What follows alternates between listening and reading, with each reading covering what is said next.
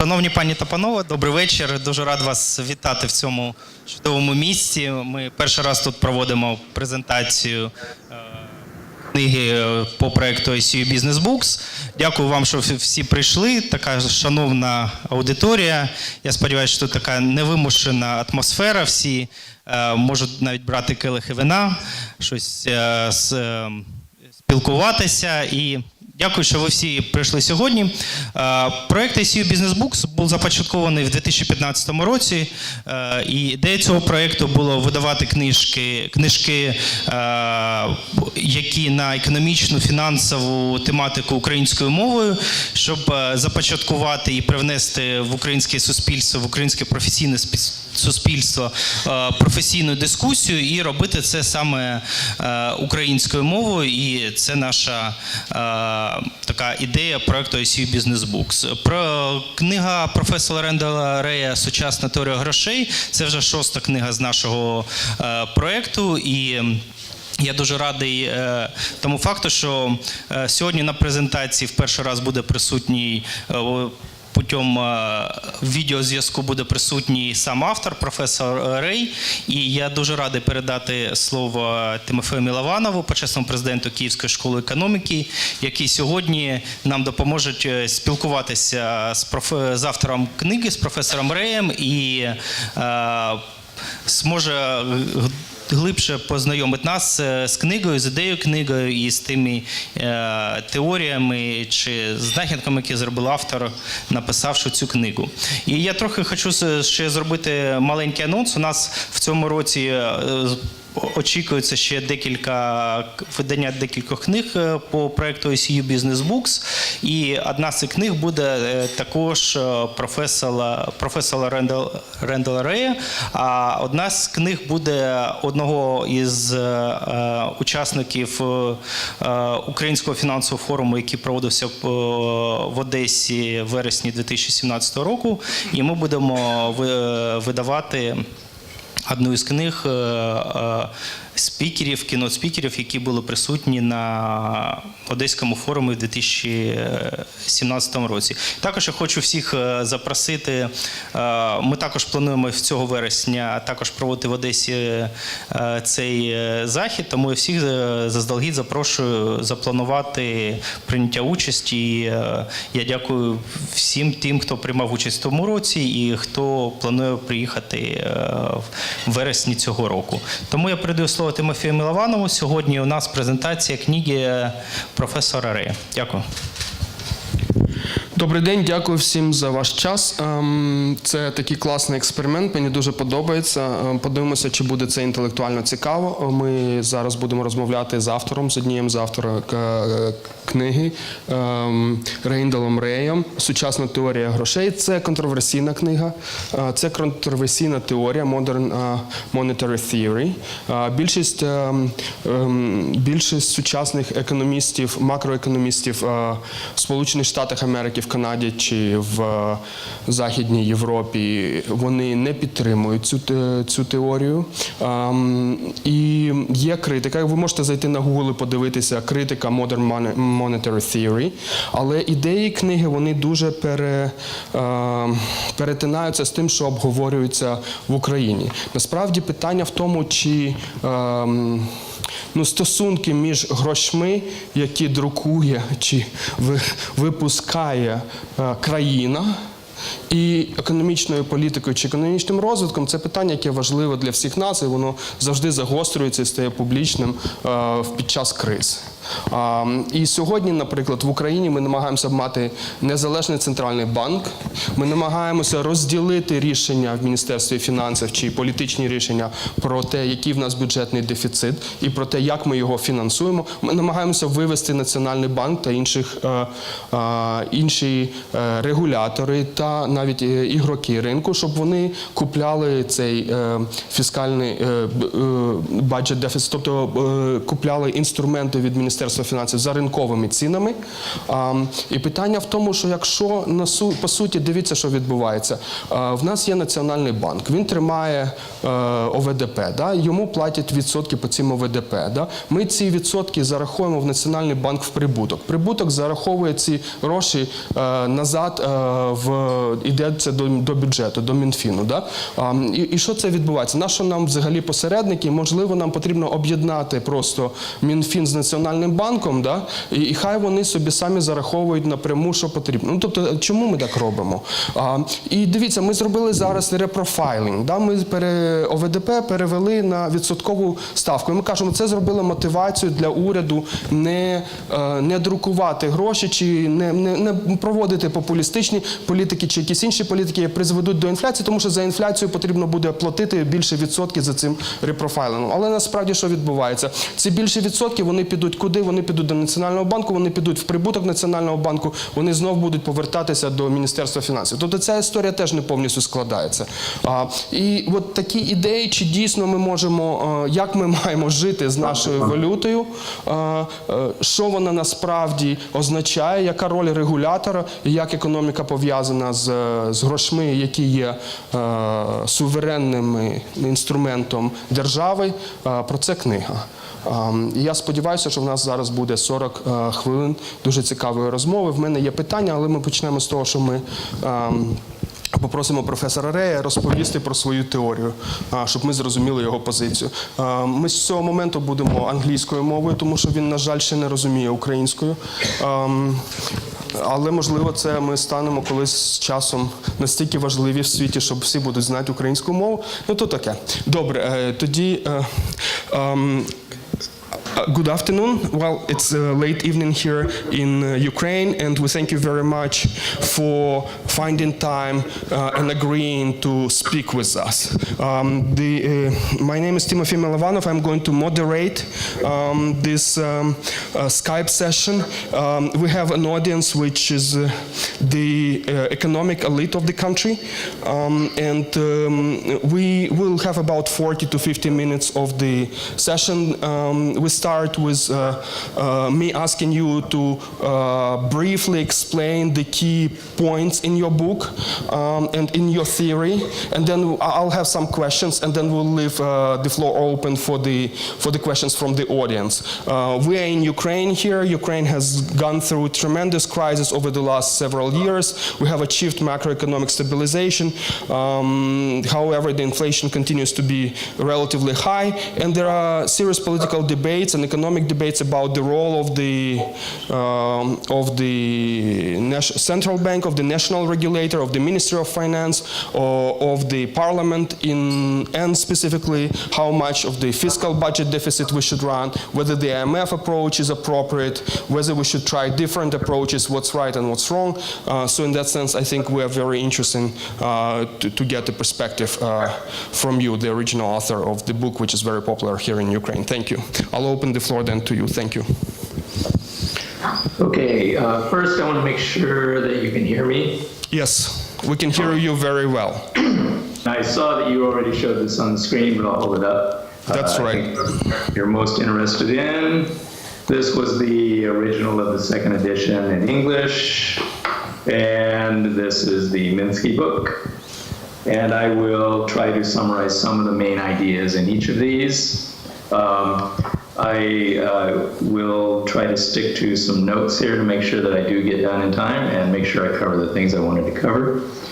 Before I started talking about the books, I wanted to say a little bit about my own background so that you can understand how I came to what has come to be called modern money theory, and then I'll explain some of the main ideas. So I didn't study economics until I was in my late 20s. And I began my PhD at Washington University, which is a fairly mainstream department in St. Louis, when I was about 30 years old, and I studied the same things that I'm sure everyone in the audience who studied economics at a graduate level studied, such as the barter story about money's origins, the deposit multiplier, Milton Friedman's constant rate of growth of the money supply rule, targeting the money supply, general equilibrium theory, which has no room for money in it, as Frank Hahn admitted. And it was all fun, but it didn't make any sense. I'd already studied too much psychology, history, and anthropology for that to make sense, help me make sense of the real world. So I went to Washington University to study with Hyman Minsky, who I will talk a little bit about, and I hope that many of you have heard about him. He provided a vision of the economy that's completely different from the one that is normally taught in graduate schools. His economy is dynamic and it's unstable. It is not equilibrium seeking. And money is behind all of that dynamism. Money is essential. Banks are not passive. They innovate, and success breeds greater risk-taking. They don't wait for deposits and reserves to flow in before they mechanically expand the money supply through the multiplier. They create money. Indeed, he always said, anyone can create money. The problem is to get it accepted. He also insisted we should analyze all economic units as if they were banks. That is, they issue liabilities to take positions in assets. Economically significant activities always involve money, and money is never neutral. I wrote my dissertation on the endogenous money approach. At the time, in the late 80s, that was controversial, even crazy. Banks create deposits when they make loans. If they need reserves for clearing or to meet required reserve ratios, they borrow them after they've created the money. Central banks cannot refuse.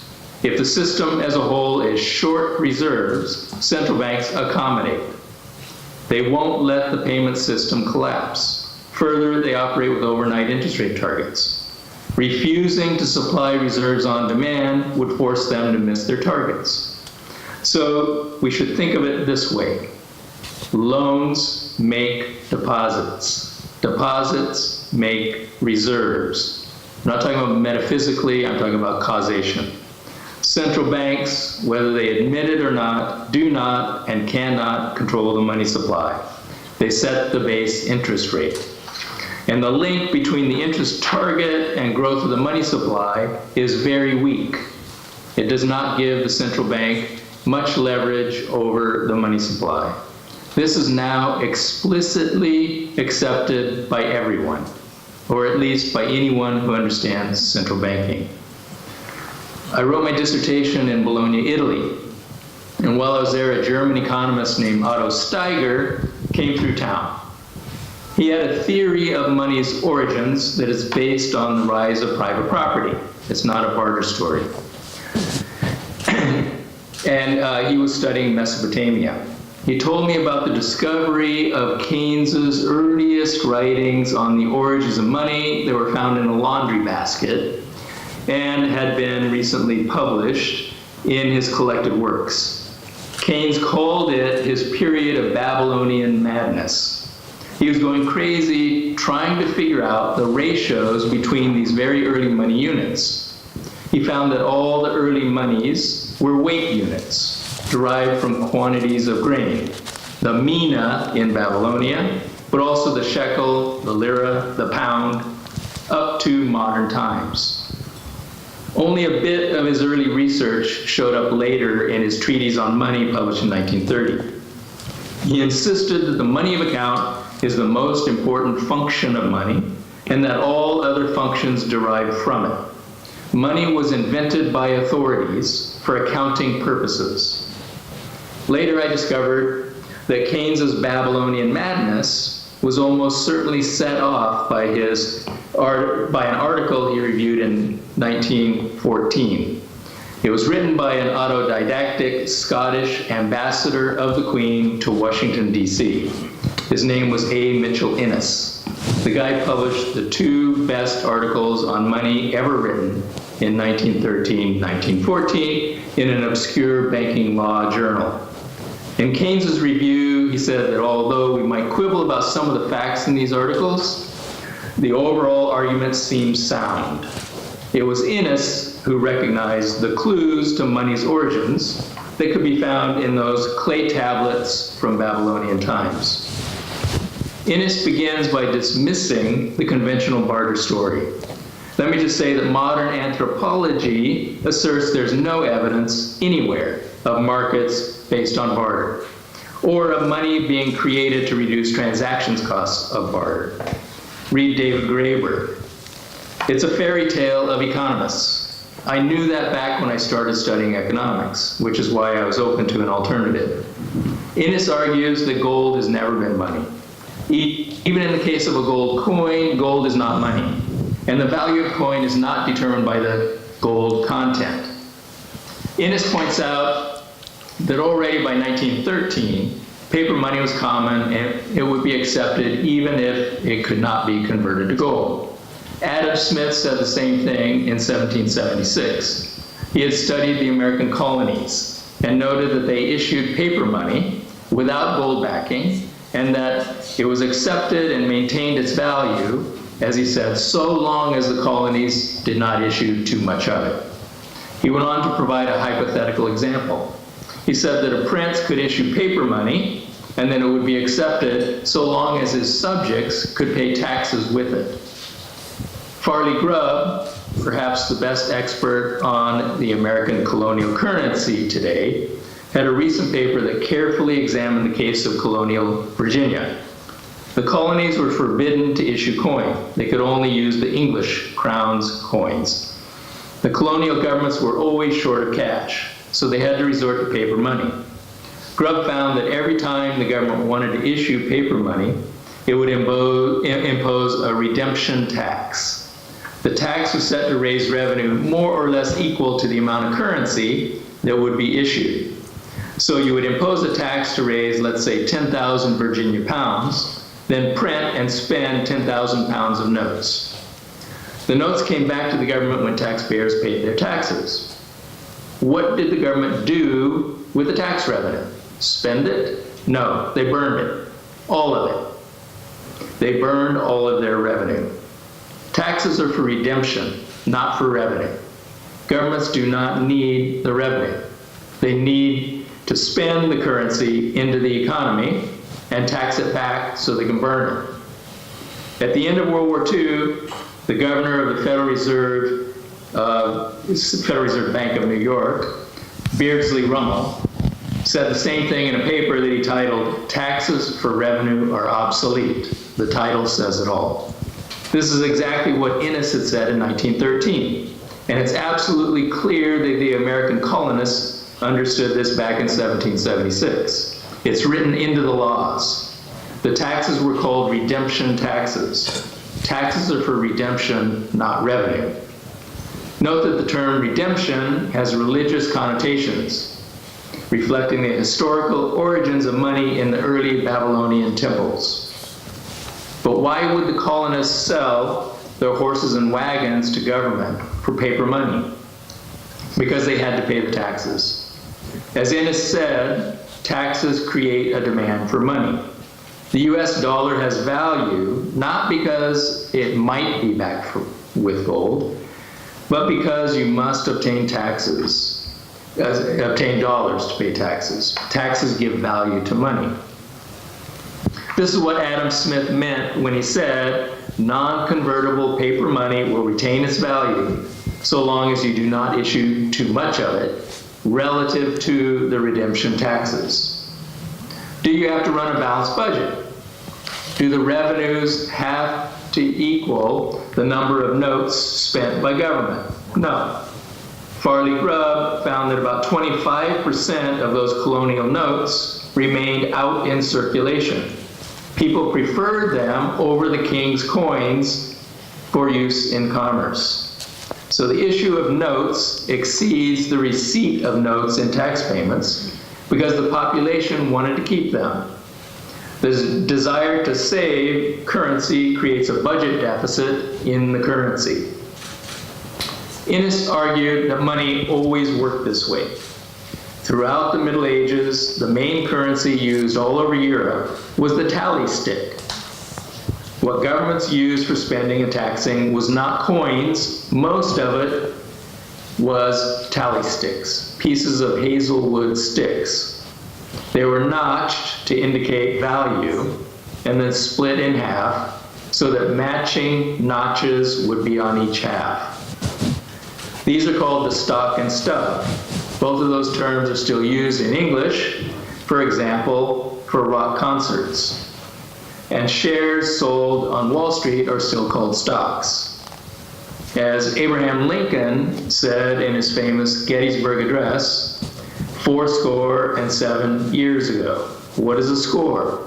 It's a notch on a tally stick that is worth 20 pounds.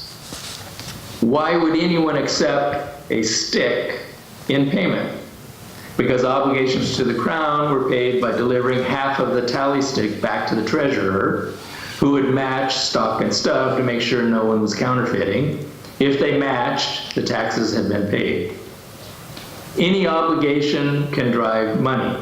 It didn't have to be taxes, and until recently, most of the obligations were not taxes. They could be fees, fines, tribute, or religious tithes. The paper note, the gold coin, the tally stick are all recording devices, the way we keep track of debts. Today it's mostly electronic. The difference between a gold coin and a modern bank entry is just technology. All of these are recorded in the money of account, which in turn was derived from the weight units, originally for accounting by the Babylonian temples. What is the tally stick or paper note? It's the issuer's IOU. That IOU is returned to the issuer in payment. This is what Innes called the fundamental law of credit. The issuer of an IOU must take it back in payment. If you refuse your own IOU, you are defaulting on that promise. Just as a side note, the Bank of England was created because the king had defaulted on his tally sticks, so no one would take his IOUs. They had to create a special bank to do so. And that was the original purpose of central banks. So much for independence of central banks. To provide credit to sovereigns who were deemed to be unworthy of credit. I admit that things are more complex than that today. Modern governments spend through their central banks, which credit private bank accounts. We have put barriers between the treasuries and the central banks. Modern governments do not spend currency into the economy, and taxes are paid mostly with the liabilities of private banks, not by using currency. Perhaps the most important contribution that modern money theory has made has been the detailed study of the coordination of the operations between the Treasury and the central bank, and also the coordination of the operations with the private banks. The central bank is the Treasury's bank, which makes and receives payments on behalf of the Treasury. The procedures involved can obscure how the government really spends. While it was obvious 200 years ago that the national treasury spent by issuing currency and taxed by receiving its own currency in payment, that's no longer obvious because the central bank stands between the treasury and the recipients of the government spending, as well as between the treasury and the taxpayers who are making payments to the government.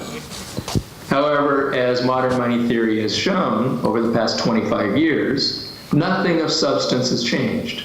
In spite of the greater complexity involved, we lose nothing by saying that the government spends currency into existence and taxpayers use that currency to pay their obligations to the state. I know that modern money theory reaches conclusions that are shocking to many, controversial, who've been taught the conventional wisdom. Most importantly, it challenged the orthodox views about government finance, monetary policy, the so-called Phillips curve trade-off, the wisdom of fixed exchange rates, and the folly of striving for current account surpluses. For most people, the greatest challenge is modern money theory's claim that a sovereign government's finances are nothing like those of a household or a firm. Well, we hear all the time the statement that if I ran my household budget the way the government is running its budget, I'd go broke, which of course is true. But that's followed by the claim, therefore we need to get the government deficit under control.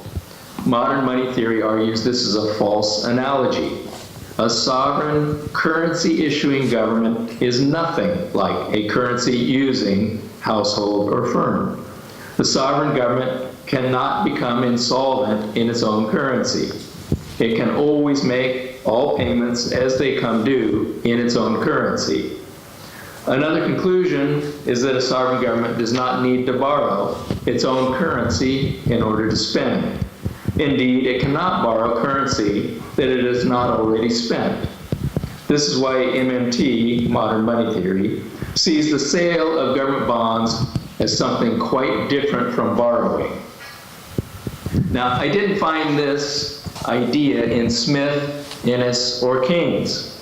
It came from a hedge fund manager named Warren Mosler. He specialized in sovereign debt. Back before the euro, in the early 1990s, everyone was worried that Italy might default on its debt because its budget deficits were running to 10% of GDP. So everybody's expecting default. Warren was thinking about central bank open market operations. When the central bank sells treasury bonds, that's called a monetary policy operation. When the Treasury sells bonds, it's called a fiscal borrowing operation. But the functional impact is precisely the same. In either case, banks lose reserves. What's the implication? There's an upward pressure on overnight interest rates. Warren realized the function of bond sales, whether new issues by the Treasury or open market sales by the central bank, is to drain reserves. As such, it's a monetary policy operation, whether it's undertaken by the Treasury or by the central bank. So it is not a borrowing operation. Indeed, banks have to have the reserves, that is, high-powered money, before they can pay for the bonds. Well, if bonds are not a borrowing operation, and if governments cannot run out of their own money, then Italy is not in danger of defaulting. So this is the way Warren is thinking through this. He flew over to Italy. He explained this to the Italian Treasury. As soon as he got their understanding, he bought up all the outstanding Italian government debt. And of course, Italy never defaulted on the debt, and Warren became very rich. He's now the figurehead of several rival populist modern money theory groups in Italy. He fills football stadiums when he goes there to speak about MMT. It's almost like Monty Python's Life of Brian for those old enough to remember that movie. So bonds are not really for borrowing. They are what Warren called an interest rate maintenance operation. They provide an interest-earning alternative to holding reserves, and they're used to keep overnight rates above zero in a regime where the central bank pays zero interest on reserves. Now today, the United States, like many other central banks, pays a positive rate on reserves. So bonds are not really needed. They let banks and others earn a bit more than the base rate, but we can have overnight rates above zero without them, simply by paying interest on reserves. So much like the relation between taxes and spending, with tax collection coming after the spending, we should think of bond sales as occurring after the government has already spent the currency and reserves into the economy. It surprises most people to hear that banks operate in the same way. They lend their own IOUs into existence and then accept them back in payment. 100 years ago, a bank would issue its own banknotes when it made a loan. The debtor would repay loans by delivering banknotes. Banks had to create the notes before debtors could pay down debts using banknotes. In the old days in the US, notes issued by various banks were not necessarily accepted at par. If you tried to pay your loan from St. Louis Bank using notes issued by Chicago Bank, they might be worth only 75 cents on the dollar. The Federal Reserve System was created in 1913, in part to ensure par clearing. At the same time, we essentially taxed private banknotes out of existence. Banks switched to the use of deposits and cleared accounts among each other using the Fed's IOUs called reserves. The important point is that banks now create deposits when they make loans. Debtors repay those loans using bank deposits. And what this means is that banks need to create the deposits first before borrowers can repay their loans. Hence, there's a symmetry to the way the sovereign spends currency or central bank reserves into existence first, and then taxpayers use the currency or central bank reserves to pay taxes. As I said earlier, Hyman Minsky always said, anyone can create money, the problem lies in getting it accepted. Money is by nature an IOU.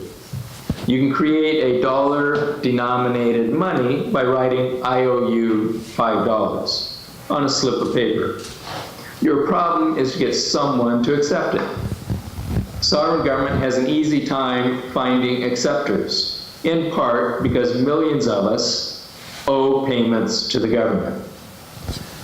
Bank of America in the United States has an easy time finding acceptors, in part because millions of us owe payments to Bank of America, in part because we know we can exchange deposits at the bank for cash, and in part because we know the Fed and the FDIC stand behind the bank to ensure clearing with any other bank. Both Uncle Sam and Bank of America are constrained in their money creation. Banks are constrained, or should be constrained, by the supply of potential borrowers who are creditworthy. Uncle Sam is subject to the budget authority that's provided by Congress. Occasionally in the US, we also bump up against the crazy congressionally imposed debt limit. Congress could and should remove that debt limit. It's an act of Congress. It's not something imposed on the government by markets. But surely we do want a budgeting process, and we want to ensure that Uncle Sam is constrained by the approved budget. That's how we prevent Uncle Sam from creating too much money. My second book is Why Minsky Matters, and it'll also be soon published in translation. So let me quickly summarize some key points that are related to the points I've been making.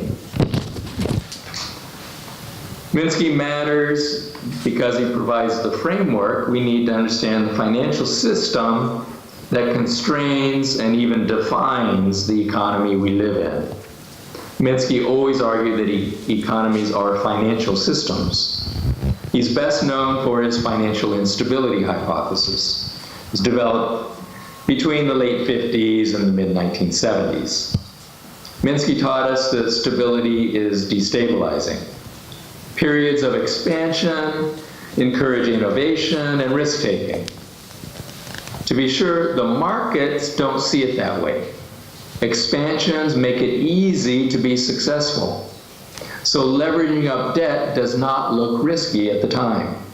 We recognize the increased risk mostly ex post, when a few of the bets go wrong. The combination of rising leverage and financial linkages throughout the economy ensures that a few large failures will quickly ripple through the entire financial system. Liquidity suddenly disappears. The only liquid and safe assets are high-powered money and treasury bonds.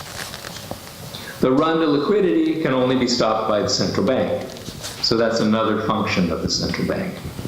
But every intervention validates the innovations that help to create the crisis. This is why Minsky always said that his financial instability hypothesis is fundamentally pessimistic. That doesn't mean you give up. Minsky was actually extremely optimistic by nature. What he meant was that while you can never provide a once and for all solution to financial instability, you can constrain the instability through apt policy.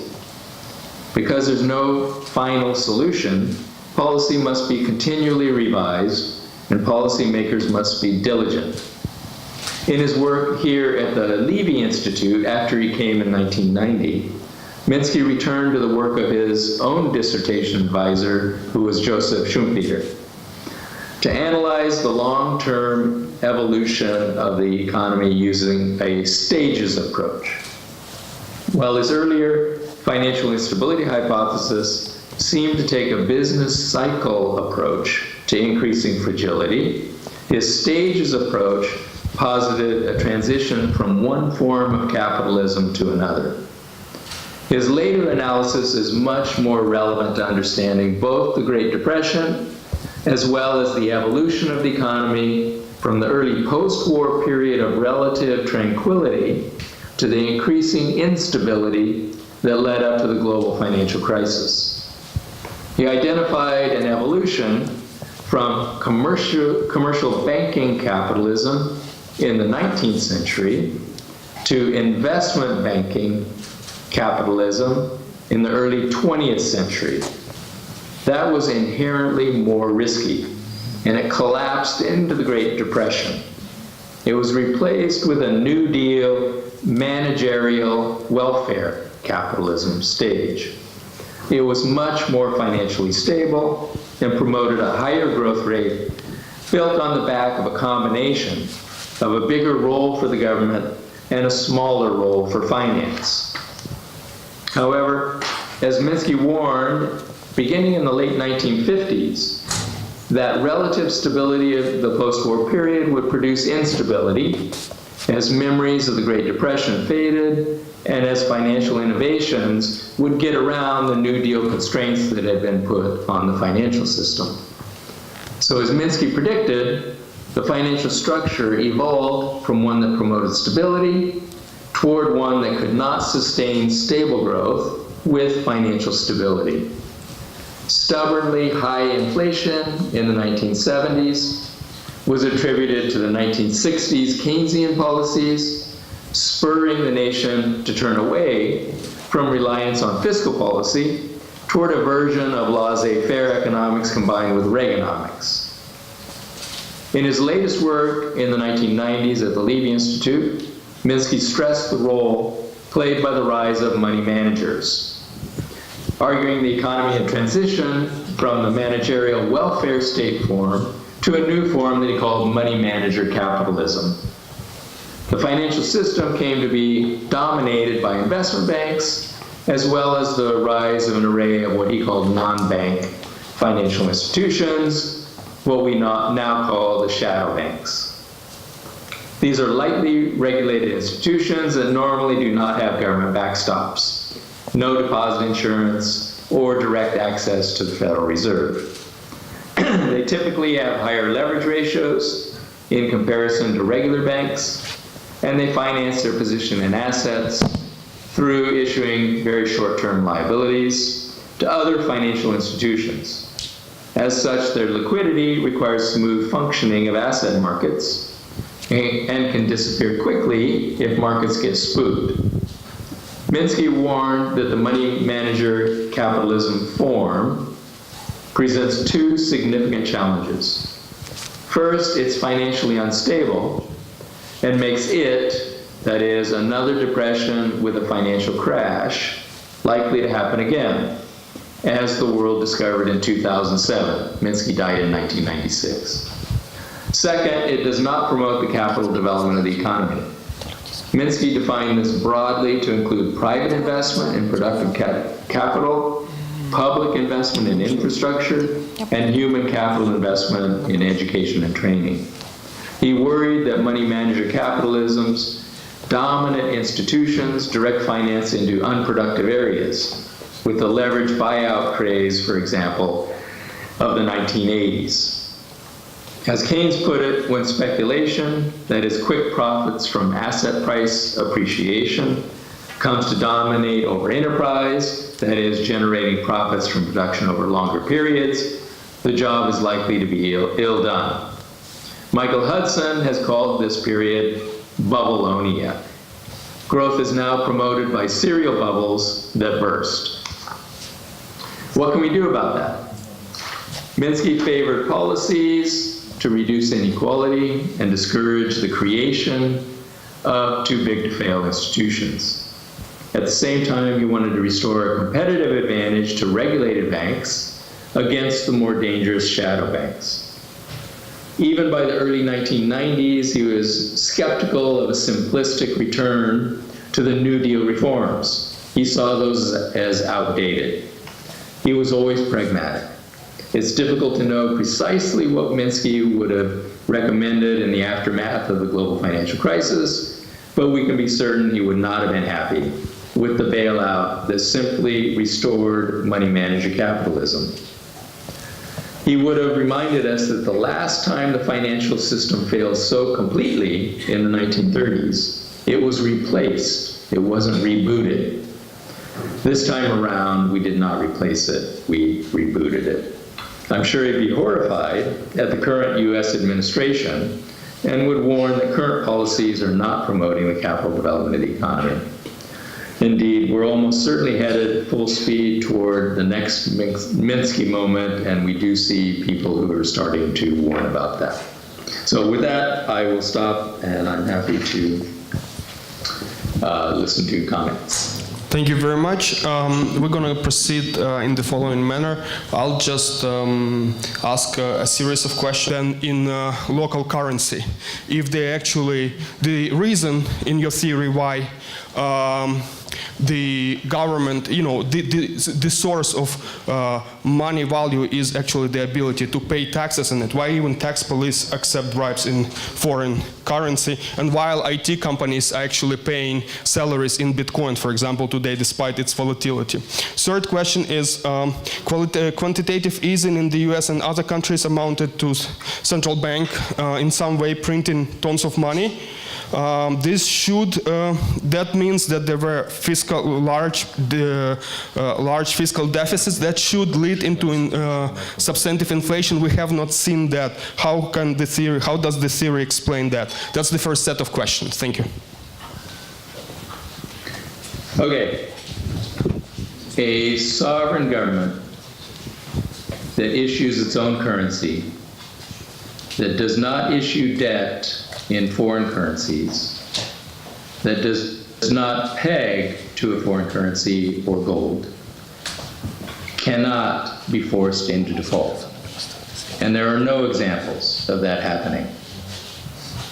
There are examples of governments who issue debt denominated in foreign currencies or pegging to foreign currencies, promising to deliver foreign currencies, promising to deliver gold, who default on that commitment. Okay, you can definitely be forced into default if you promise to deliver something that you cannot create. You can't create gold. You cannot create dollars. You can be forced to default on a promise to deliver those. So, when I'm talking about a sovereign government, I'm talking about one that issues its own currency, does not promise to convert it to other currencies or to gold, and never issues bonds in foreign currencies. Because yes, you definitely can be forced to default. I personally don't believe any government should be allowed to do that.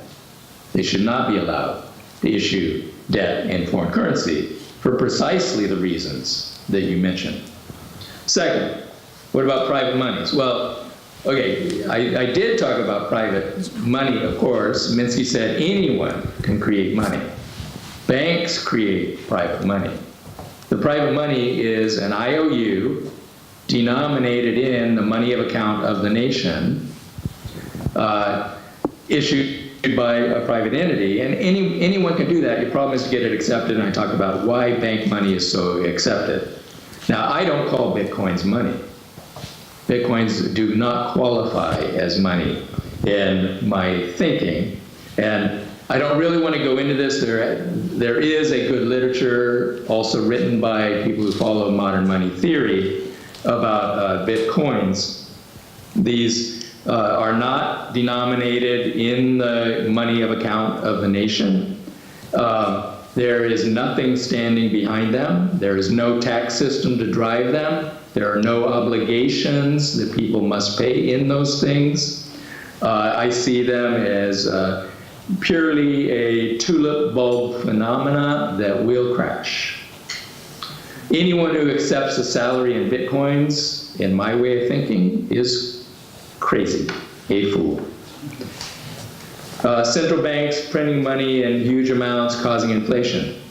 Well, central banks are the government, the Treasury's bank. So they don't do this on their own, okay? They make payments for the Treasury. The Treasury gets a budget, usually from the Parliament or the Congress. And all the Treasury does is do what it is ordered to do, to make the payments for the Treasury. Maybe what you're referring to is the quantitative easing and so on.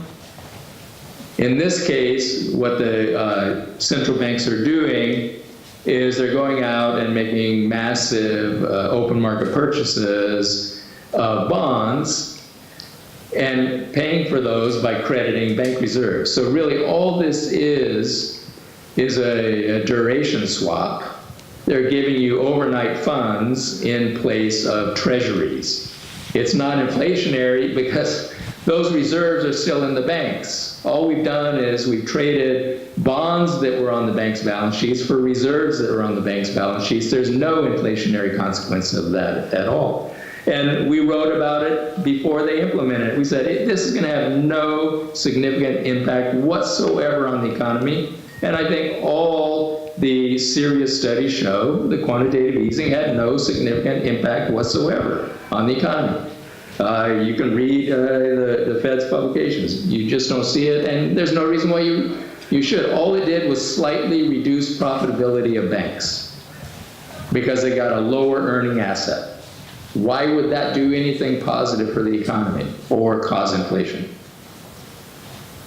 I'll take more questions. Thank you. My second set and the last set of questions is coming now, and then we'll open the floor for the questions. So we need to explain bank runs. Can you specify how the modern monetary theory explains bank runs? That's question number one. If central banks... Hold a second, I didn't understand the word. Bank runs, runs on bank. I apologize for my accent, okay?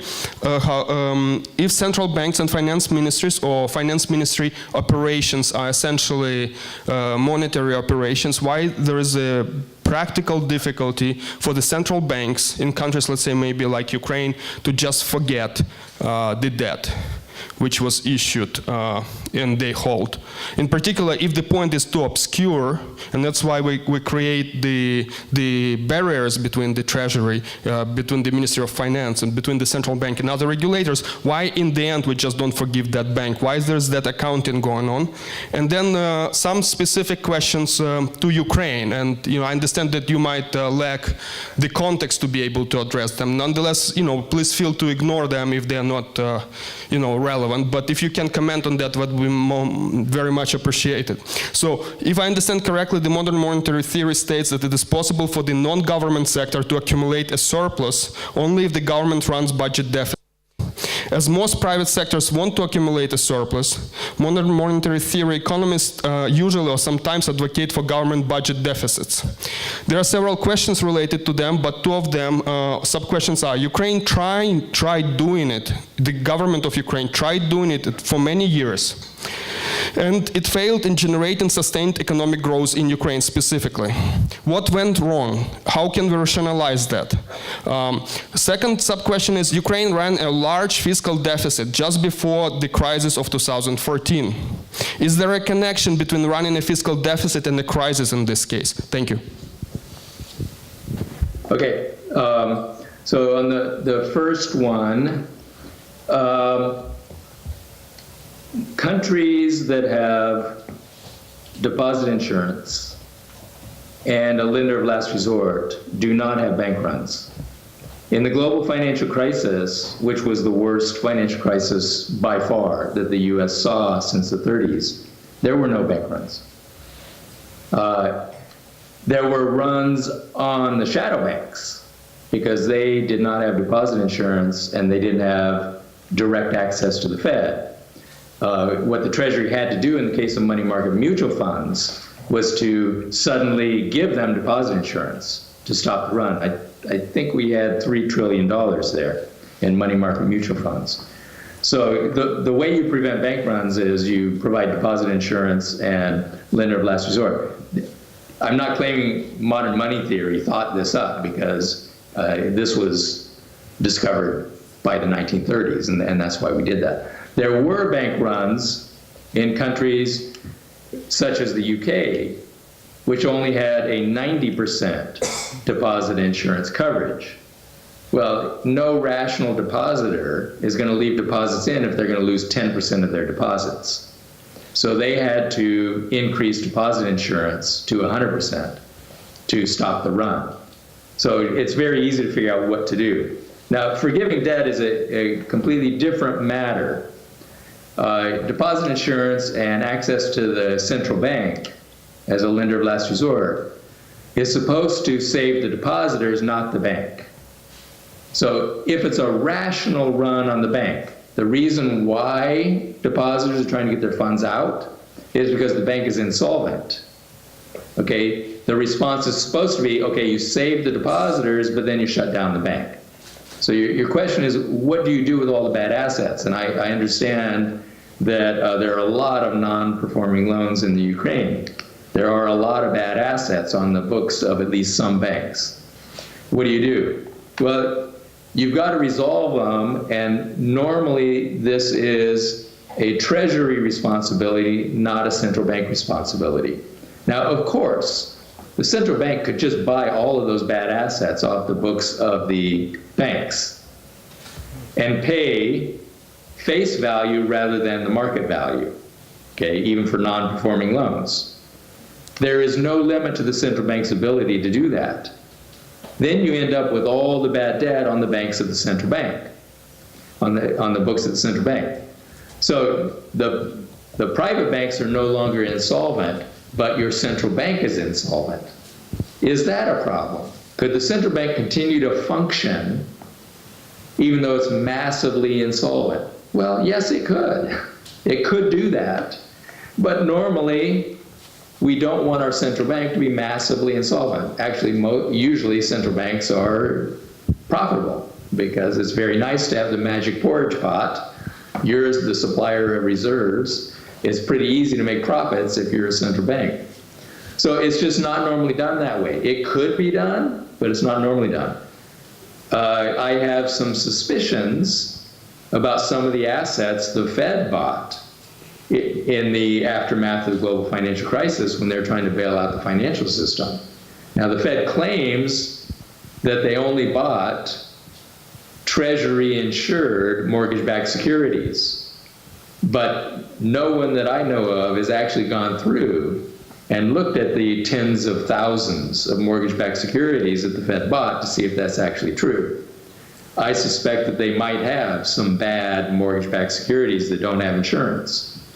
So eventually, the Fed may take a loss on those things.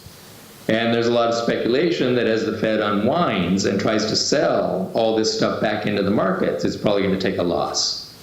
Is that a problem?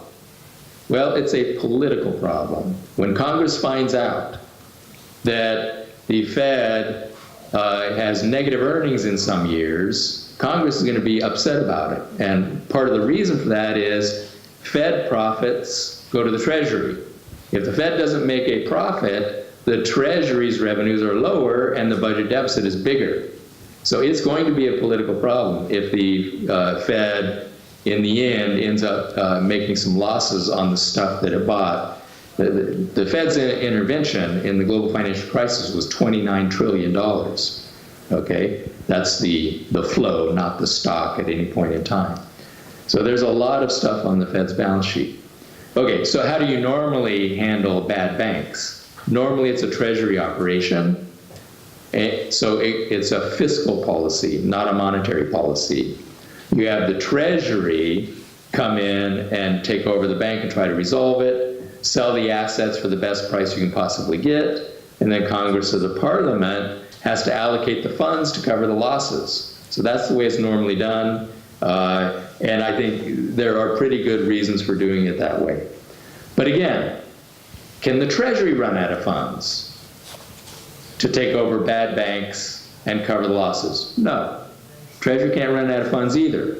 but it will be booked as a budget deficit.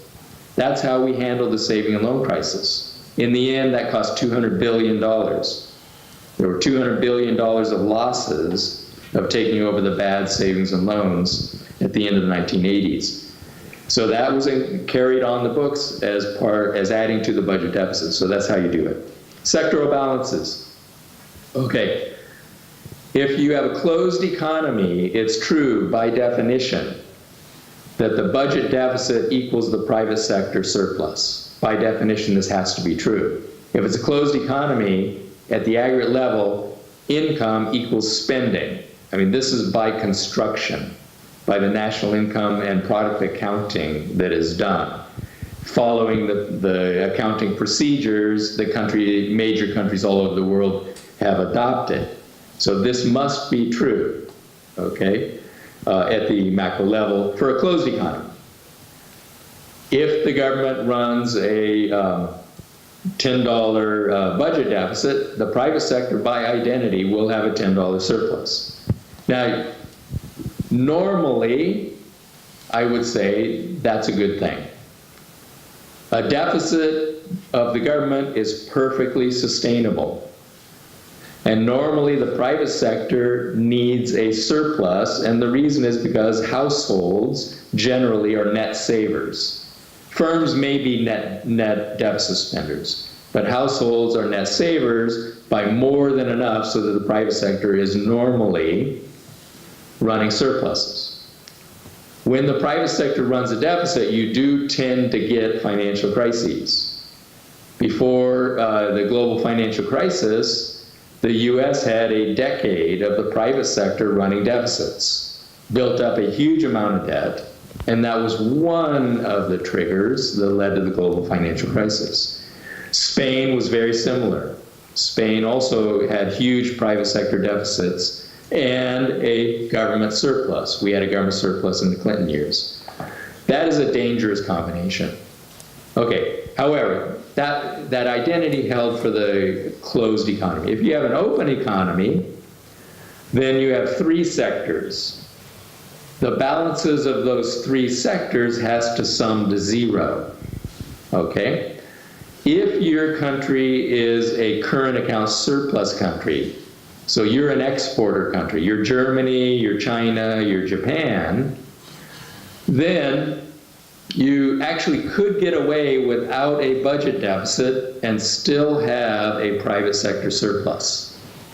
So countries that run trade surpluses can fairly easily have a balanced budget, a surplus, or a small deficit, and still have a very healthy private sector. Germany is a very good example of a country like that. Singapore, small countries with very large current account surpluses can have a budget surplus and a private sector surplus. So their domestic private sector is healthy, and by conventional wisdom, the government is healthy. Okay, now by the way I think about it, it makes no difference. If you're in your own currency, whether the government has a deficit or a surplus, it's the balancing item, and it will be determined by, largely, the causation goes this way, determined by what happens in the private sector and what happens in your current account. Now the US, of course, is completely different from what I've been talking about. There's no plausible scenario in which the US will run a current account surplus. We're an importing nation. We are the global buyer of last resort. We buy the extra output that's produced by the rest of the world. And if we're growing at a decent pace, we have a current account deficit of 8% of GDP. That is huge. That has to be offset in our other two balances.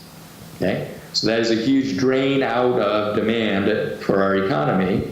In order to get a private sector surplus, that is, have a healthy private sector, we need a budget deficit bigger than our current account deficit.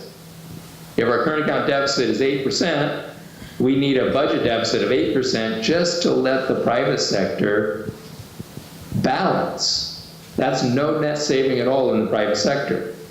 we have to have a budget deficit of 8% of GDP.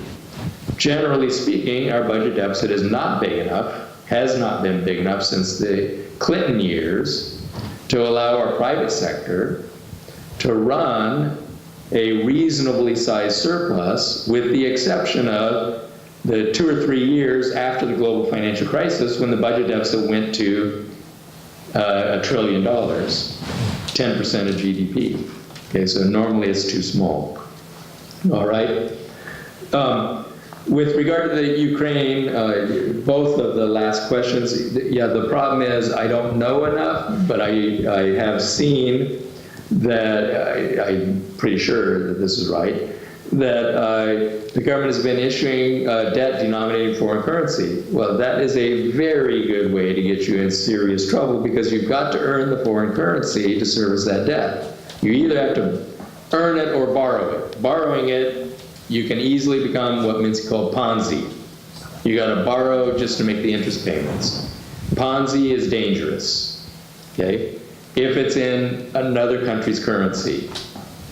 Whether or not the U.S. government is Ponzi makes no difference, because all U.S. government debt is in dollars. And it doesn't matter where they're held. It doesn't matter if they're held domestically or by China. We can always service that debt. So the Ukraine, if it is issuing debt in foreign currency, which I think it is, that is a huge problem. I don't know the Ukraine. I do know some Latin American countries. And the reason why they do this, why they get into trouble, is they think, well, the US dollar interest rate is lower than the Mexican peso interest rate. So they say, let's issue debt in US dollars and get the lower rate. 2 problems. First, you don't really fool the financial markets. They know Mexico is not the United States. They know Mexico has to earn dollars to service that debt. So you don't really get the US low interest rate. The second problem is you're going to have to earn the dollars to make those payments, or you're just going to have to borrow more and get further and further into debt. So, as I said before, I don't believe governments should be allowed to borrow in foreign currencies. That really is a borrowing operation. You really are subject to the markets. You're subject to market discipline.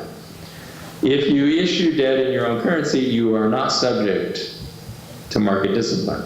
There are no bond vigilantes that can dictate your interest rate. There's nobody who can force you into default. You can always make all payments as they come due in your own currency. So just on the history of the Ukrainian fiscal deficit, I can't comment. I don't know. Thank you. Thank you very much. I'm going to take questions now from the floor, please. I'm going to take, how many questions are there overall? 1, 2, 3, 4, 5. So we're going to have two sets of 3 questions, okay? Given the time constraints. So one, and next to you 2, and then you, please, that would be the first set of questions. Can anyone help with the mics? 2 gentlemen on the right and 1 gentleman on the left of me. Yes, that person, and then 2 people on the right. Okay, thank you, Mr. Ray, for your presentation. I am Vladimir, Ukraine industry expertise. And so in Ukraine, we have our own stories now. So our GDP is less per capita, for example, as in our labor countries 3 times. Example, Ukraine comparing to the Poland. Also, we have now the rapid increasing of the ratio of external debt to our GDP. For example, from 17% 3 years before to about 50% now. Also, we have a very intensive outflow of working forces from Ukraine, labor immigration from Ukraine. And the weak position of Ukraine economy is that this economy produces mostly raw material and export to the world market and import finished product. also we export the working forces. And as for me, for example, we now need to have our industrial transition period when we create our industry which are able to produce more value added in the country and to export the product with the more value added, to expand the economy, to create employment in Ukraine, to generate the income for our budget. So my question is, what must be the policy of central bank to support this transition period to the more strong and competitive economy? Thank you. Thank you. Thank you very much. We'll have 3 questions, as I said, and then we'll have enough time for everyone to ask questions. 2 more questions on the right. Yeah, please. Good afternoon, Mr. Randall. I am also from private banking sector, and my question also linked with the policy of central bank, and my question is the following. What do you think should be the policy of central banks after an acute crisis in the transition period concerning commercial banks? Whether it be supervise, to regulate, or to punish. Thanks. Thank you. 1 more question, please. To your right. Yeah, thank you. Hello, Professor Ray. I have a question regarding an issue that you have taken up in your books and in your accounts and in your work. It has to do with full employment. And I would like to have a perspective or your opinion of how can a country which has gone through tremendous troubles, was originally based as a emerging market, go into cross-institutional economic growth through full employment. And the main problem why I'm asking this question is because currently there is a very common opinion that central banks have gone through just a regulation authority which has to work with price stability and maintaining inflation, going into more of a ABBA learners functional finance approach, where the central bank has to take an approach with a economic stimulator, kind of an economic growth engine institution. And I would like to get your opinion on how do you see the role of both government and the central bank as an economic growth engine in achieving full employment, especially in an emerging market scenario. Thank you very much. Okay. 15 or 20 years ago, I was invited to go to Turkey to do some consulting for the mayor of Istanbul. When I got there, we had a meeting, and he said, you know, we're in a completely unsustainable situation. The inflation rate is 29%. The interest rate is 29%. The budget deficit is 29%. I said, congratulations. You hit the trifecta. It's perfectly sustainable. They issued their own currency. The debt was in their own currency. So it's perfectly sustainable. If you're happy with this, keep it. If you're not happy with it, what should you do? First, lower the interest rate. And this is my advice to you too. Lower the interest rate. The central bank should lower the interest rate. Okay, how low? I don't know. Go for 2. And then go to 1. And then go to 0. Okay? That will lower your inflation. It will help you to develop. How can you develop when you have an interest rate of 17%? Okay? You need to start pushing the interest rate down. It will also reduce your budget deficit. Why is the deficit so high? Because the interest rate is so high. You need to get the interest rate down to reduce the government spending on interest. So I would recommend this. Again, I don't know a lot about the Ukraine. You know, before I would give policy advice, I would want to study it more. But I think lowering the interest rate would be very important. Second, don't issue any more debt in foreign currency. Now, if private firms want to do it, I think it's a bad idea for them too, but let them do it, and when it goes bad, they can go bankrupt. So I've seen you've had major depreciation of the currency. Of course, depreciation of the currency increases the burden of all of those debts that are in foreign currency, so that's another disaster. I'm generally opposed to trying to peg your currency because that means you got to focus your whole economy on getting the foreign currency, the euro, the dollar, and so on. So you can't operate your economy to benefit your own population. You have to operate your economy to try to get the foreign currency reserves. So I am for floating the currencies. And if they float, that means they can depreciate. They could also appreciate. When they depreciate, all the debts in foreign currencies become unpayable. And so you create a huge problem. I know you have a lot of non-performing loans. I don't know what percentage of those are due to borrowing in foreign currency, but maybe that's part of the problem.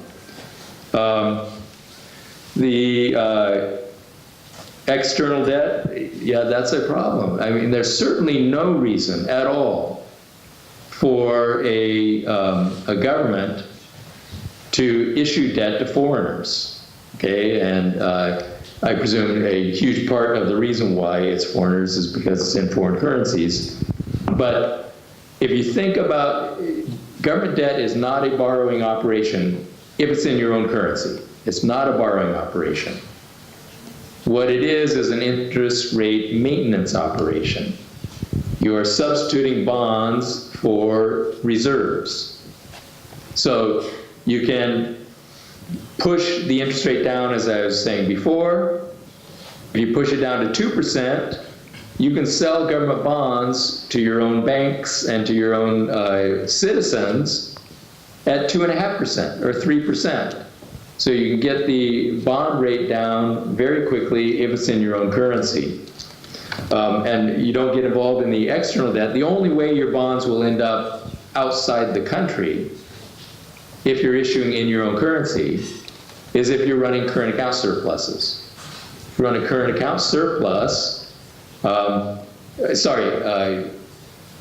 account surplus, no, deficit, current account deficit, sorry, then the foreigners will be accumulating claims on your central bank, and they will prefer to hold government bonds over reserves at the central bank that pay 2% if you do push it down.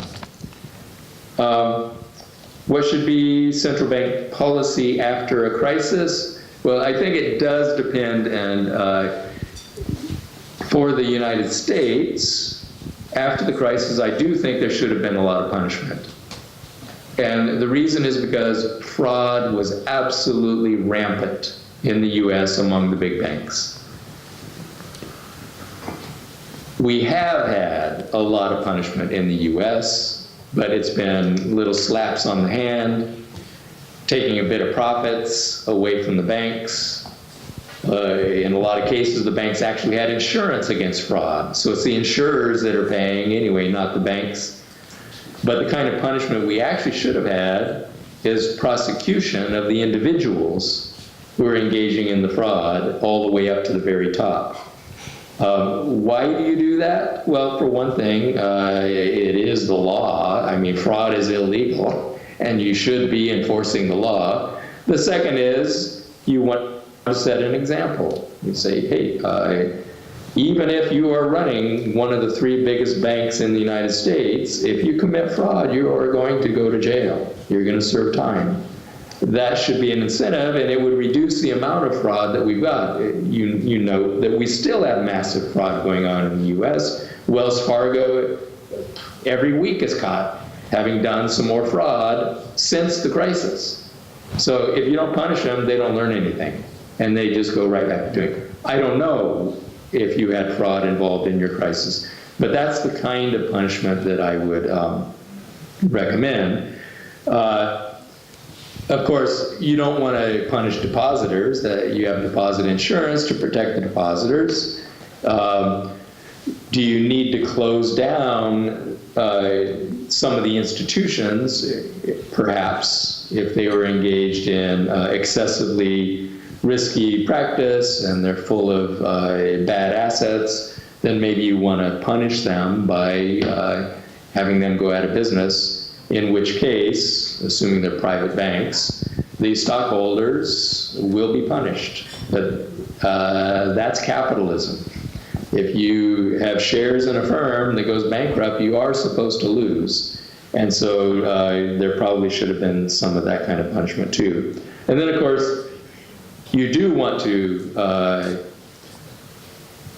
increase or at least adapt the supervision and the regulation to prevent whatever it was that caused your crisis. And we have a very good idea of why we had the crisis in the United States.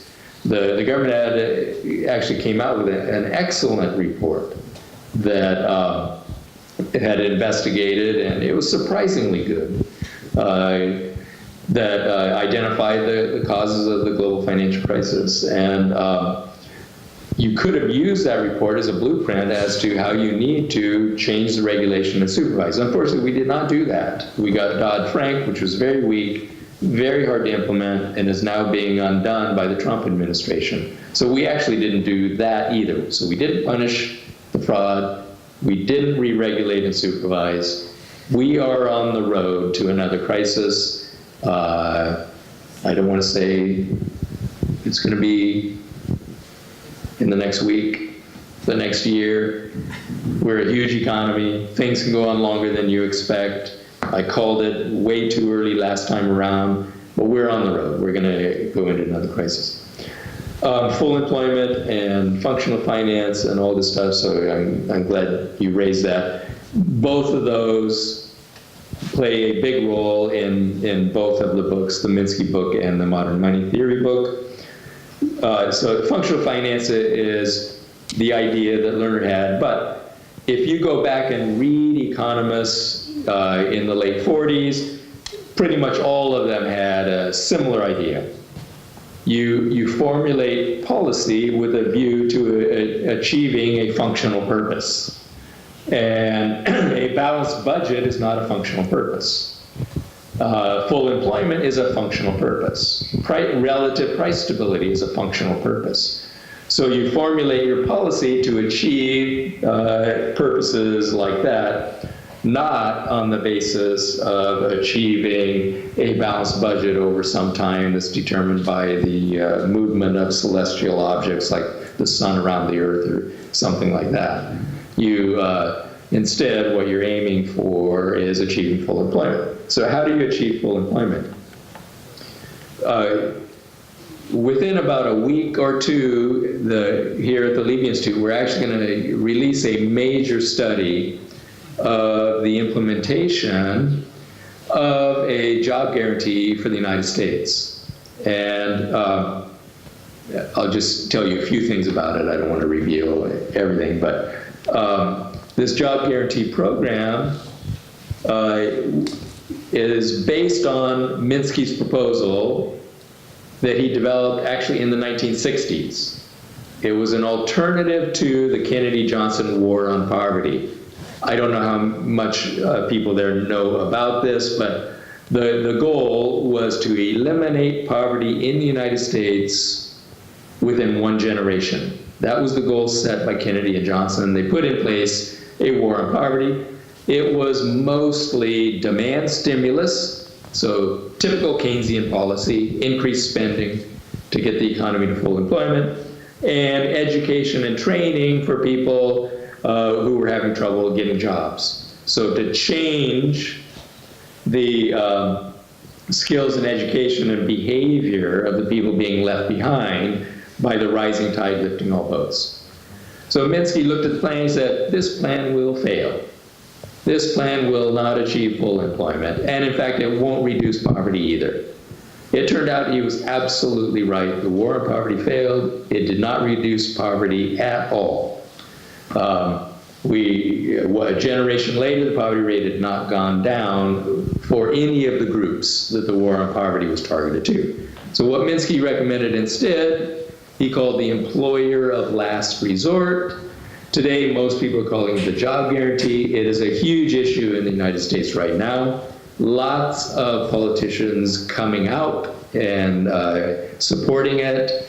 It started with Bernie Sanders, but now it's gone way beyond that. It's almost becoming traditional Democratic Party idea. So you offer a job to anyone who's willing and ready to work. Everyone receives the same wage. In the case of our study, it will be $15 an hour, which is almost a doubling of the minimum wage. We picked $15 an hour because there is a movement in the United States for a $15 minimum wage. We estimate that if we implemented it now, when we supposedly have low unemployment, 15 million people would take the job. So that's a big program. We have run simulations using very traditional FAIR model that's commonly used in the United States for projections and policy analysis. It's going to come in somewhere around maximum 2% of GDP. It's going to be something like $500 billion. It's a big program. What are the economic effects? When you talk about job guarantee, and I've been talking about it for 25 years, so I know what the first reaction is that comes out of the audience, and it's in your minds right now. Inflation, massive inflation. We're not only employing 15 million people more than we're employing now, we're paying everybody in the program $15 an hour, and everybody outside the program is going to get at least $15 an hour, because nobody's going to continue to work at McDonald's for $8 an hour when they get $15 in this program. So McDonald's is going to raise theirs to $15 an hour. Everywhere in the United States, minimum wage will be 15. It's a huge increase of aggregate demand. In fact, it's big enough, it creates 3 million more private sector jobs. In spite of the increased wage, it's going to create 3 million more private sector jobs. So rather than raising the minimum wage causing unemployment, no, it creates 3 million more private sector jobs, 15 million jobs in this program. The inflation impact is less than 0.25%. That's in a traditional FAIR model, less than 0.25%. And that tapers off as the program is implemented because it's a one-time hike of the wages. So it's not inflationary. The impact on the budget deficit, in my way of thinking, is not big. Some people might say that it's big. However, there are tremendous savings for the federal government, for state government, for local government, because you're getting people out of poverty. This program would lift a family with 5 children out of poverty. Okay. So it has a huge boost to low-income households, which will greatly reduce the spending by all levels of government trying to deal with problems of poverty. Add in all the problems of crime, incarceration. I'm sure you know the U.S. has almost the world's highest incarceration rate, prison. It will greatly reduce crime. Now, all of these things are hard to put numbers on, so we don't try to put numbers on most of it. But it's conceivable that actually government spending will go down. We show that even not including those things, the state and local government budgets actually improve. Their tax revenue goes up, I think it's by about $300 billion. So state and local government budgets improve, not even counting those things. So there will be significant effects. So could the Ukraine do this?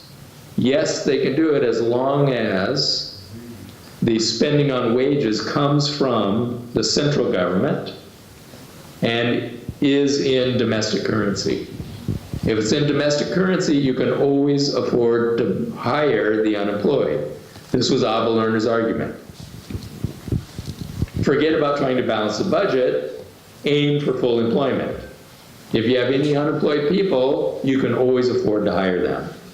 It may end up increasing the budget deficit. It might not. It depends on how generous your welfare safety net already is, because spending in that will go down. But I realize not all countries have generous social safety nets. The US does not, in comparison to European nations. So the amount of savings may not be enough to prevent some impact on the budget deficit. However, think about an economy that offers a decent paying job to anybody who wants to work. One of the questioners mentioned the outflow of labor. Well, why do people leave?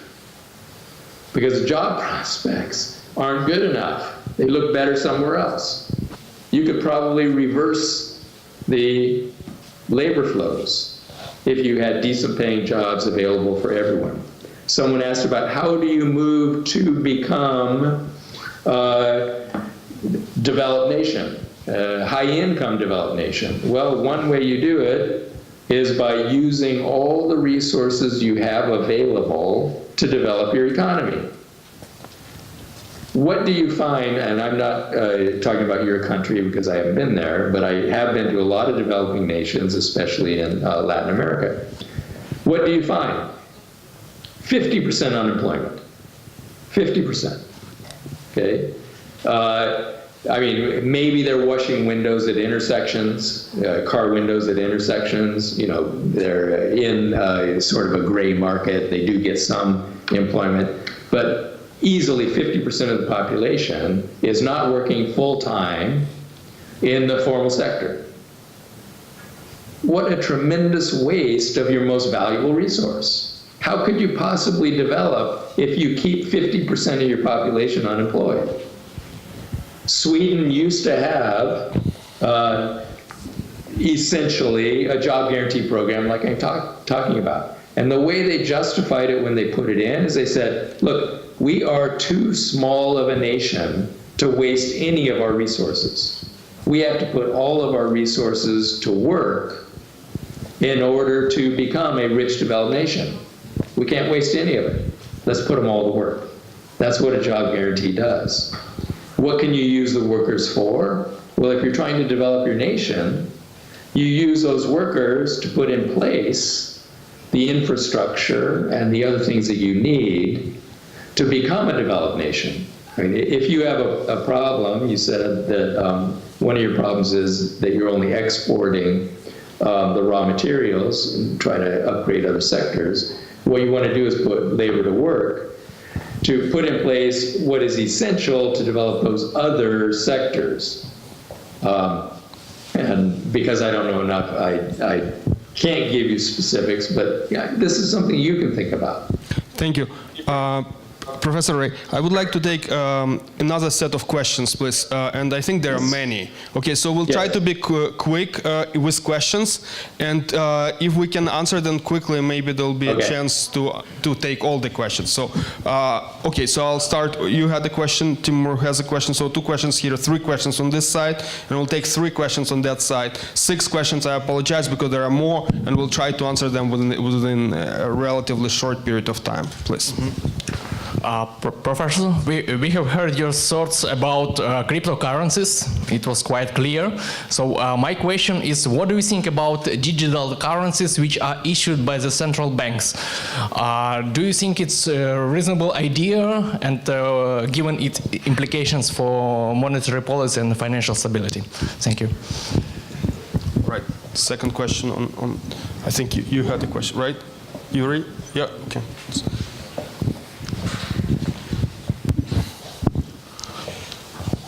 Thank you, Professor Ray. I am Yuri Prodorov, President of the Ukrainian Society of Financial Analysts and Forum Commissioner and Vice Chairman of State Financial Service Commission of Ukraine. Thank you for very interesting non-IMF style lecture tonight, and for this green book. Many thanks for ICU team and my colleague and, We really and friend short on time. Alex Volchishin for chief of edition of this book. I have one short question. What modern monetary theory says about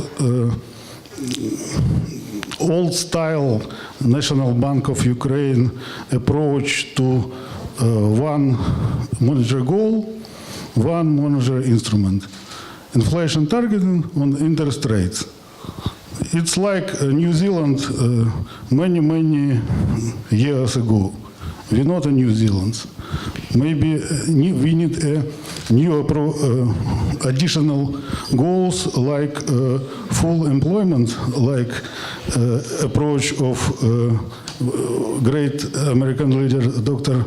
Martin Luther King about this book. Thank you. Thank you. Next question, please. Timur.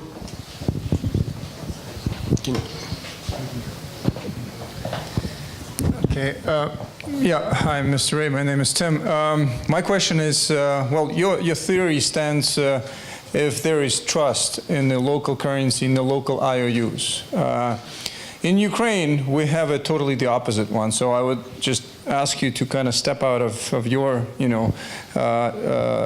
sequence of ideas, because the Ukrainian society went from the Soviet system immediately into the capitalist. So there is no trust in the state. There is no trust in the local currency. The local currency is just a medium of exchange to promote asset stripping.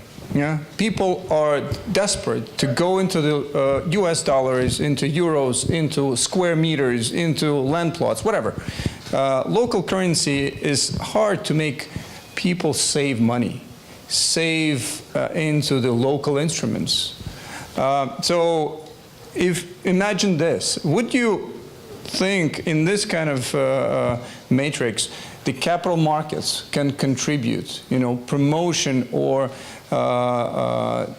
and by the way, the local government, Ukrainian government, is issuing foreign bonds just because it cannot sell the local ones, because the external story sells better than the local one, and that's basically the mojo for the Ukrainian government for the last 27 years. My question is, where is the capital market stance? Do you think this is a prerequisite or this is the consequence of things, considering that there is no trust in the local IOUs? Thank you. Thank you. 3 questions on the right side. I think Maria had the question. Yes, hello. My name is Marina. I'm working for Development Bank, and actually I would like to paraphrase a bit, the question that Tim has asked. I think that, your entire proposition that there couldn't be a default on the local currency is based on the history in US or UK, where if today I find in a wardrobe a note of $1 and I go to a bank, it will be exchanged in the same way as the dollar that was issued yesterday. In the former Soviet Union, we've lived through a number of confiscations that were, masked as currency reforms. Just, to make it a bit closer to you, if you look at the recent example in India, where the government decided that some money will be treated differently and will not be exchanged, on the same terms and conditions as other money. So, the government decided to introduce discrimination between different types of money. So, does your theory work in societies where there is no trust into the government? That's question number 1. And question number 2, the exchange rate for the local currency, isn't it a function of a premium for this lack of trust in the government meeting its obligations? Thank you. 2 more questions. Sergey. Professor Ray, thank you very much for your book, for your lecture. Actually, I'm a representative of the central bank, which raised recently our key policy rate by 4.5% in 4 moves in order to bring inflation down. Yeah, and first of all, I should say that I share your ideas about the way how the financial system works. But at the same time, I have a lot of concerns about the ways how you describe the causalities in the economy. I mean, in the causalities how the monetary policy works when we raise our interest rate, how it should impact on inflation, and also on the objectives of monetary policy. Because actually, in your book, a few times you mentioned that the central bank, the budget can finance, can provide the money to the economy, but at the same time, the amount should not be too extensive in order to avoid hyperinflation or just high inflation. So, and from this point of view, what is your view on the optimal inflation for different countries, for developed countries and also for such emerging countries like Ukraine? That is the first issue. And the first question. And the second question is about the institutional setup. I also agree with you that we can consider the government and central government and the central banks as the general authority which issues the debt, and that is not a big difference between the bonds the government issues or the central banks which issues deposit certificates or issues the money as the reserves of the commercial banks. But at the same time, during the last years, the issue of independence of the central bank was very important as a tripwire to not allow the government to conduct I would say the policy, the fiscal policy, which could lead again to the high inflation, to hyperinflation, and so on. But what do you think about these institutional aspects of dividing the power of the fiscal authority and the central bank? Thank you very much. Right. More questions? Okay, one more question. Mr. Ray, I am Roman from RegTech and academia sector. You wrote in the chapter 10 of your great modern money theory book about euro crisis, some critic about euro monetary system. My question is, are you remain skeptic about future of euro and eurozone monetary policy nowadays when sovereign debt crisis is over? And for the quick side, we see that euro doesn't seem like a weak currency. Thank you. Thank you. If we can be relatively concise, that would be great. Thank you very much for the questions. And Professor Ray, the floor is yours.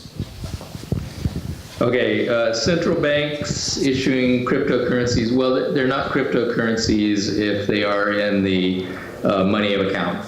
So I know that right now there's a lot of talk about central banks maybe offering deposit accounts directly to the population so that rather than issuing paper notes, you have an electronic entry at the central bank.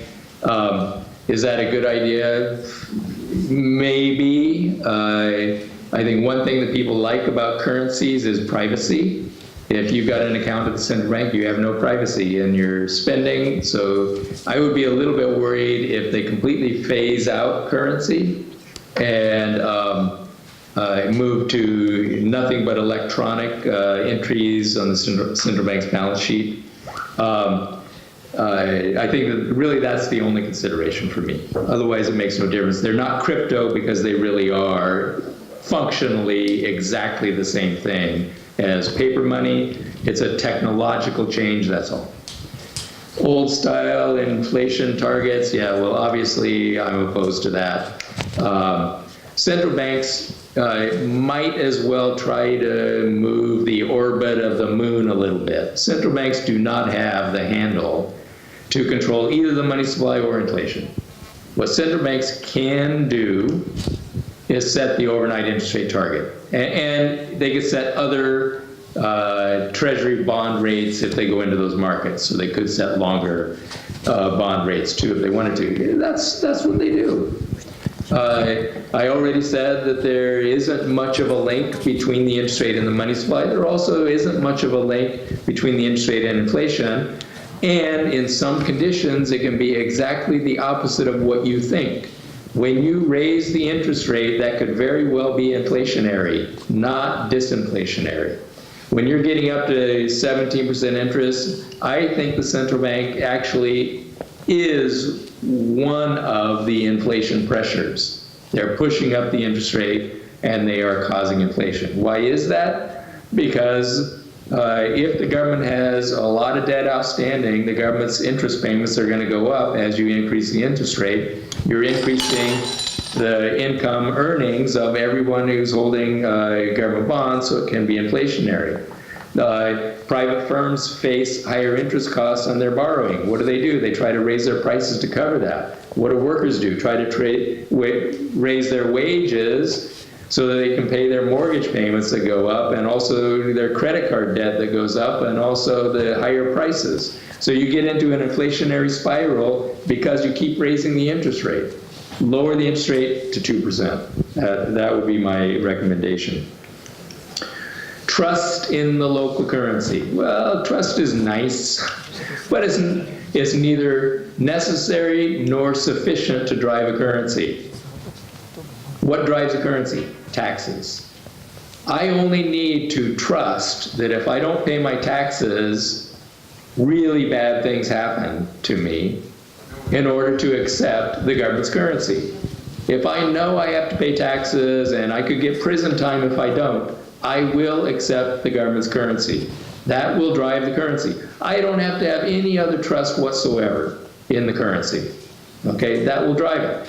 Now, I do recognize that in developing countries it's common, and maybe it's common in Ukraine too, it sounds like it from the question, that for some activities, people will use foreign currencies. It's very common in Latin America that you use foreign currencies for really huge purchases like homes, or at least you denominate the prices in dollars in order to avoid the currency fluctuations, okay?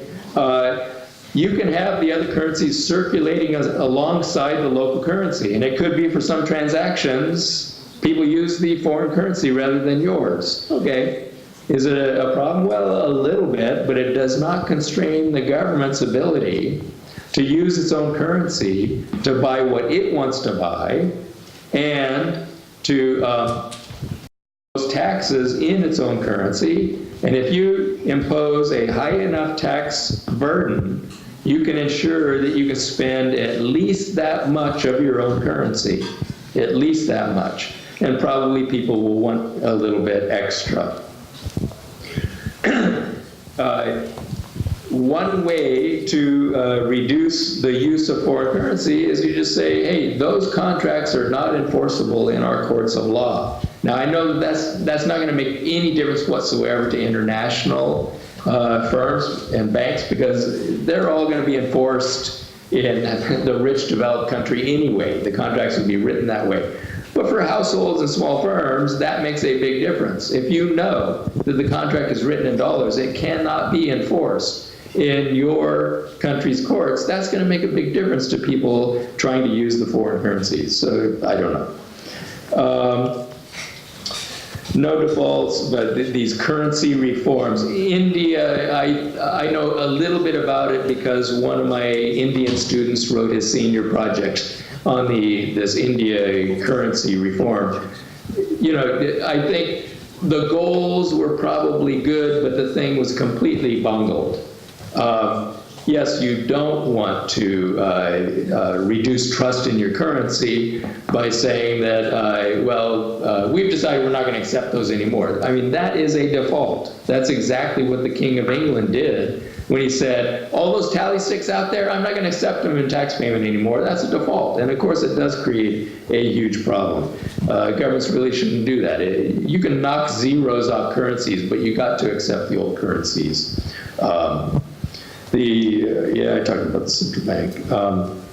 We disagree on how monetary policy works. Yeah, I think that's obvious. I do not believe the story that raising interest rates always and predictably fights inflation. It may be the source of inflation. What is the source of inflation in the Ukraine? It seems to me that a huge part of it is the depreciation of the currency. If you're importing your finished goods and your currency depreciates, there is going to be a big impact on inflation as you adjust to the changed terms of trade. It could be that that's a huge part of your problem, in addition to the central bank's folly of raising interest rates to fight inflation. Do you have excessive demand coming from the government? It doesn't sound like it to me. If you have high unemployment and you have people leaving the country because they can't find jobs, this does not sound like a demand problem. It could be the distribution of demand among the output, but it seems to me that what you need to do is increase demand and increase supply and increase capacity to produce. And the best way to do it in a targeted manner so it won't be inflationary is hire the unemployed. Hire the unemployed, put them to work to develop the country.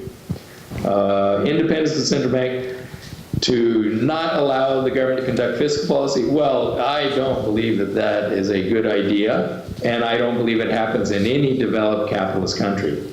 The central bank is the Treasury's bank. The central bank never bounces Treasury checks. I was at a conference in Australia where the central bank was there, and Bill Mitchell asked the central bank representative, when he was going on about the independence of the central bank and you can't violate that, and he said, would you ever bounce a Treasury check?